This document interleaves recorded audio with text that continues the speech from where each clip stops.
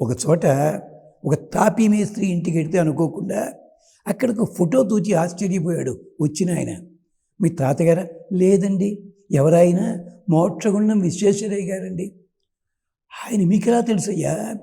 లేదండి, నేను చదువుకోలేదు, తాపీ మేస్త్రిని. మా తాత కూడా తాపీ మేస్త్రినండి. అప్పట్లో నాగార్జున సాగర్ డిజైన్ చేసినప్పుడు మోక్షగుండం వారి దగ్గర పనిచేస్తూ తాపీ పని చేసేవాడు. ఆయన తన గొప్పతనం చూసి అప్పట్లో ఈయనకి ఏదో సహాయం చేసి నాయన ఇలా పెట్టుకో అన్నారండి. అప్పటి నుంచి మా తాతగారి కాలం నుంచి ఆ చిత్రపటాన్ని దేవుడిగా భావిస్తున్నాం. ఇంతటి భక్తి ఎవరికైనా ఉందా అండి? లేదే. అది నిత్యంత్వహం పరిభవామి గురుంచ మంత్రం. పోని గురువుని పట్టించుకోవద్దు, మంత్రం పట్టించుకోవద్దు. దాని అధిదేవత.